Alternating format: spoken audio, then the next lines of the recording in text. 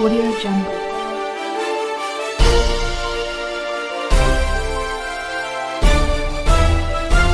Audio Jungle.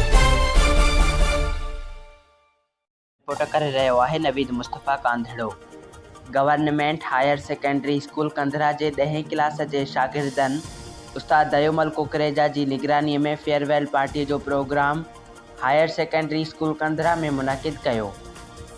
उन मौक़े ते मोहम्मद फारूक तुंजो तिलावत कई, जॾहिं त उस्ताद दयोमल कुकरेजा आयल महिमाननि खे आजियाणो ॾिनो, जॾहिं त रमज़ अली कटबर ऐं वाजिद अली मीराणीअ जन नातियूं पढ़ियूं, शोहेब जान घुनियो दुआ पढ़ी, जॾहिं त अरशद हुसैन राजपर ऐं हिज़्बुल्लाह गांगरो जन फेयरवेल पार्टीअ जे हवाले सां ॻाल्हायो ऐं उस्तादनि खे भेटा पेश कंदे तक़रीर कई, जॾहिं त अब्दुल समान जागीराणी ऐं जवाद जागीराणी जन कलाम पेश कया, जॾहिं त शाइर GM कांधड़ो, प्रोफेसर अल्लाह बख्श मीराणी, प्रिंसिपल हफ़ीज़ रहमान भुट्टो जन फेयरवेल पार्टीअ जे हवाले सां ॻाल्हायो, जॾहिं त उस्ताद दयोमल कुकरेजा, उस्ताद श्रीचंद मेंघवाड़, उस्ताद गुलाम रज़ा धारेजो, उस्ताद मुख्तियार मेमण, उस्ताद अली रज़ा धारेजो, उस्ताद मोहम्मद हनीफ़ बिरलो, उस्ताद मोहम्मद अकरम मुगल, उस्ताद मोहम्मद आसिफ शेख, उस्ताद अमित कुमार ऐं प्रेस क्लब ऐवान सहाफ़त कंधरा जो सरपरस्त आला ऐं सीनियर सहाफ़ी मोहब्बत राजपर,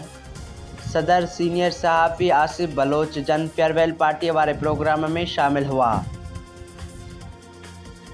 जॾहिं त प्रोग्राम जी शुरूआत में सभिनी आयल महिमाननि खे गुलनि जा हार पाराया विया। उन मौक़े ते आदिल करीम कांधड़ो, काशिफ कांधड़ो, जवाद बिरलो, काशिफ हुसैन गांगरो, बाबर गांगरो, सैयद अज़हर अली शाह ऐं ॿिया केतिरा ई 10हीं क्लास जा शागिर्द पिणु मौजूदु हुआ, जॾहिं त फेयरवेल पार्टीअ जे प्रोग्राम जी कार्रवाई राशिद गुल कांधड़ो पिणु हलाई। Audio Jungle.